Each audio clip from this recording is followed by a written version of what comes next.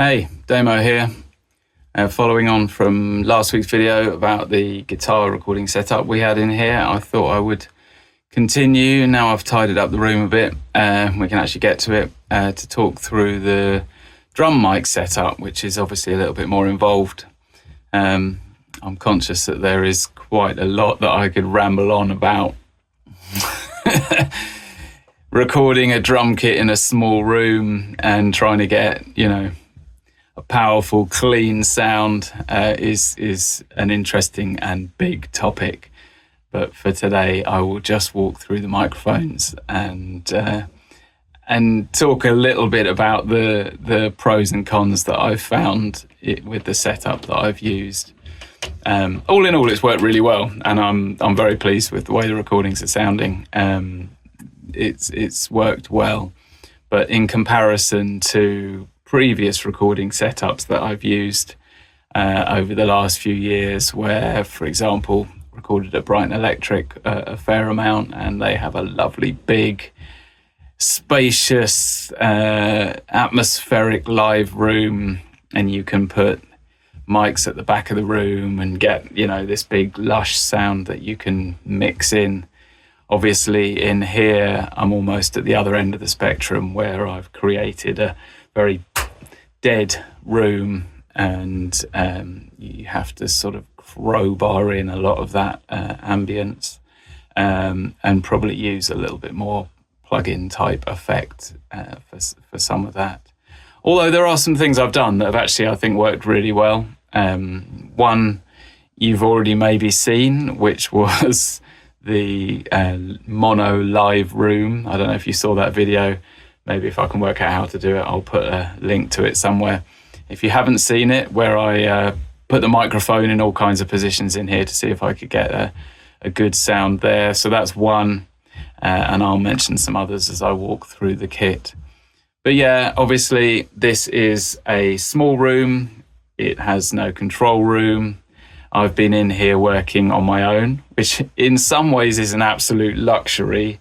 I've got a screen over by the drum kit, and I can take my Bluetooth keyboard and mouse over there, and I can track it at my own pace without, being scrutinized by the band and engineers and everyone that you'd normally get in a control room, where, you get a fill-in wrong twice in a row and they're all going, "You sure you can play that? Maybe try something a bit simpler."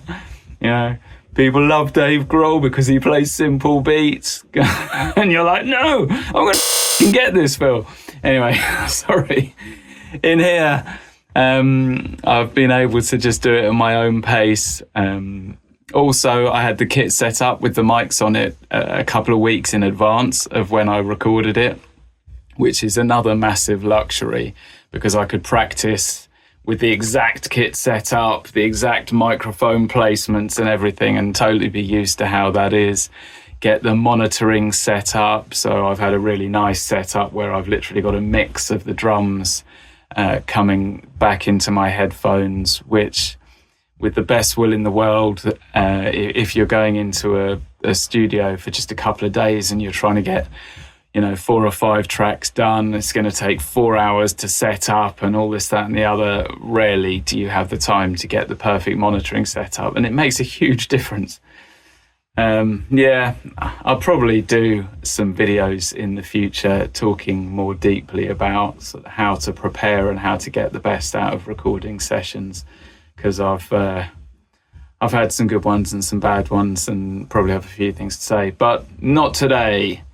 Today, I'm going to walk you through the microphones I've used, but I should say there are a few criterias in this room that I needed to work with. One was that because there's rehearsals and other stuff going on in the room, and I'm using it for different things, I wanted the minimum impact in terms of space. I didn't want to have loads of mic stands everywhere taking up all this room, because I've got people, maybe 5 people in here recording in some sessions, not recording, but rehearsing. So I wanted to absolutely minimize the impact on the room without sacrificing any quality on the recordings, which I have done. Again, pros and cons I've found with that, but mostly pros actually. It's worked pretty well. The setup I've used is a 14 mic setup. Believe it or not, I've actually got 14 mics on this kit. And when I turn the camera around and you look at it, it's kind of hard to believe that is the case. But I felt that was, believe it or not, depending if you're into drum recording. If you're not, then you might think 14 mics, that's insane. But I've certainly used more than that in the past. If you really want to get what's required for a strong recording for, you know, heavy rock, metal, that sort of thing, then that's kind of what you're after. So yeah, I finished recording, all done. I'm actually going to slightly reshape the setup for the next recordings, but I will walk you through what I have used for the current EP that I'm working on. So I'm going to turn the camera around and I'll walk you through. Okay, so this is the kit. You can see my slippers there.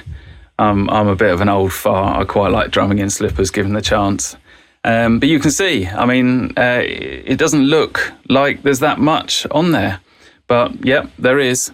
So where should we start? Let's start with, I guess the obvious place would be the snare drum. I've got two mics on the snare drum, nothing fancy. I've got a classic 57 on the top. I should actually say that I have slightly changed the position of these mics since I recorded because we had gigs, and I've put it all back together to show you this. So it's not exactly as it was, but you get the idea. So I've got a standard 57 on the top, pointing vaguely towards the center. I've got a 57 beta, which is pointing at the snare itself, and the mics are sort of pointing at each other. The top, this is not really a recording snare. It's a great live snare, and I don't really have a fantastic recording snare. So the top, I'm using a lot of sample replacement on that. But the bottom, the sound from that is actually great and working well. So this 57 here really is just to get the signal, get the hits, those fast transients, so that then I can replace those with a sample, a sound that I prefer. So that's really one microphone that's probably the least used. All right, so the next thing, moving up, obviously we've got a mic on each of the toms. I've used the Sennheiser E604s on there. Those are perfectly nice, give a good sound. I've actually got a D112, which is sort of a kick drum microphone maybe on that, but that gives quite a good sound, I think, for a floor tom. Then, since I'm stood here, we can look. I've got some SE, I think these are SE3 models, pointing down towards one side. We've got all this flank of cymbals, and then going down the other way, we've got this flank of cymbals and so on here, just for my overheads. Now this setup, I mean, it's really nice and easy because the center of the kit hangs down from where my ceiling panel is. So I could just use a clamp to get it in the perfect position. I have to say, normally I wouldn't use a crosspair setup like this because whilst it does mitigate sort of phase cancellation on the overheads, because they're both obviously coming from the same place, what I have found is fairly minor, but it is in places noticeable, is just this slight phasing effect that you get as the cymbals move and the distance between those two overheads changes. And people don't often think about it, but you set up the you set up the mics for a drum kit, but drums stay where they are, but cymbals move, particularly the ride cymbal. Once you get going on a ride cymbal, the distance between the sound and the mic actually changes an awful lot within, in moments. And with this kind of setup, one pitfall is that you can get a kind of sort of phasing effect. It's subtle, but I'm fussy. And next time I may well do it differently, even though it's super handy just to have those mics up there hidden, no stands taking up space in the room. So then my main left and right room mics are up here, clamped to my ceiling panels. These are, again, SE, what do they call them? Z3300As or something. I have a pair of these, actually lovely large diaphragm condenser.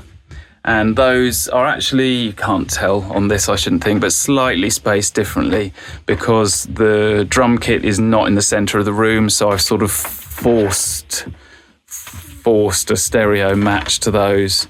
Now, because this room is so dead, you obviously have a time difference going from my overheads to the back of the room, but the actual sound quality is not that different.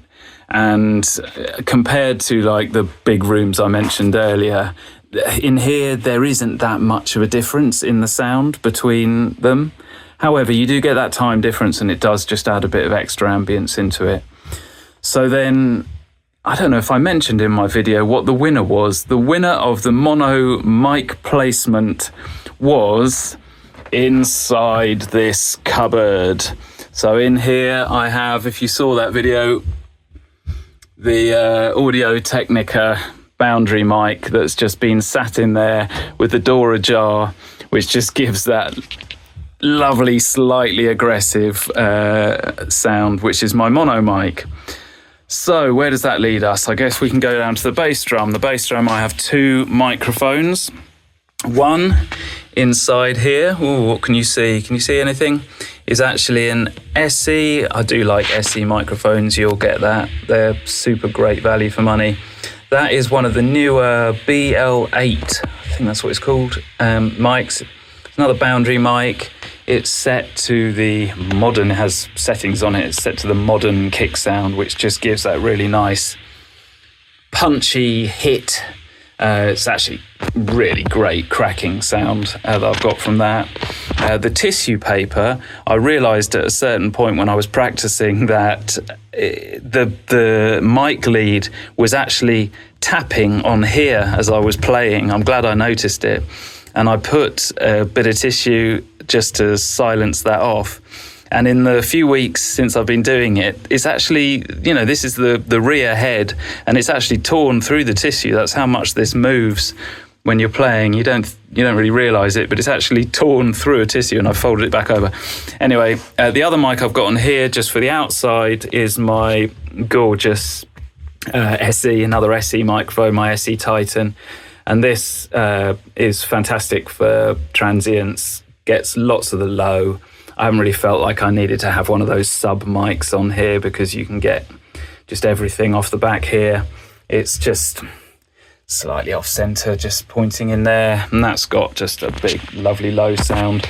And between the two of those, I'm actually really pleased with that. They'll be predominantly everything I use in the mix. The only thing I would add, I think, in the mix would just be probably a sample of just a very high tick sound that I might add in, just so we make sure that people on mobile phones or whatever they might want to listen to the music on will hear it. But otherwise, yeah, super pleased with those. So that's pretty much it.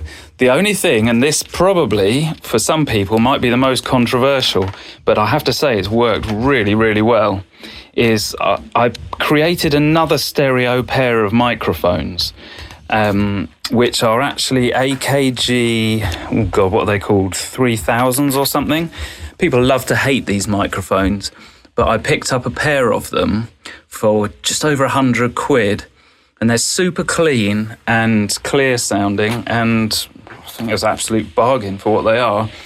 And what I've done is, rather than have a kind of hi-hat mic, a 57 or something here, because hi-hats are always stupidly not loud in a mix anyway, and you get everything you need off your overheads. So what I've done is I've lowered these, and I'll show you the one. There's one on the other side of the kit as well. And they're placed in such a way that they're not picking up direct signal from the drums. This may be a touch of my small tom here, but not the kick drum or the snare. It's actually pointing so that it's facing away from the kit.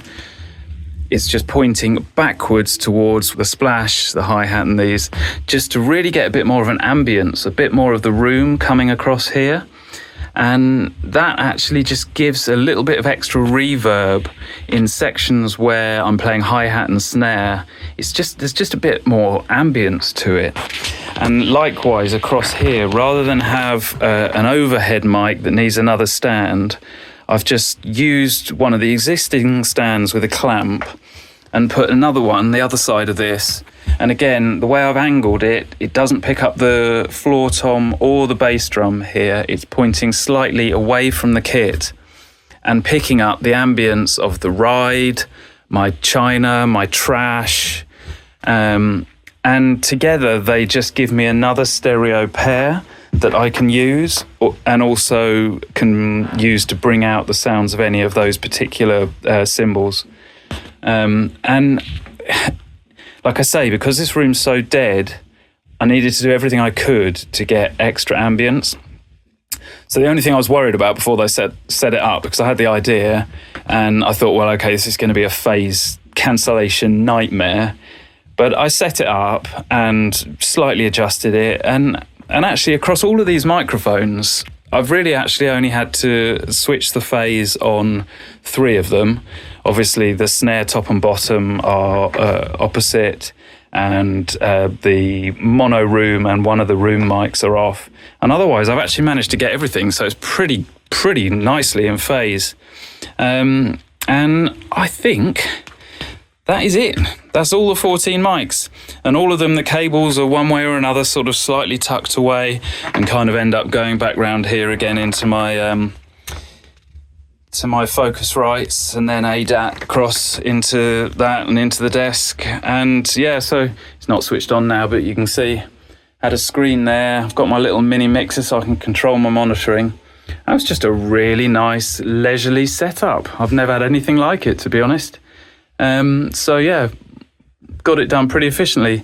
And the funny thing is, with the pressure off playing it, I actually did some of the takes like better than I probably would have done in the studio, just because I was comfortable and it was nice, all round nice experience.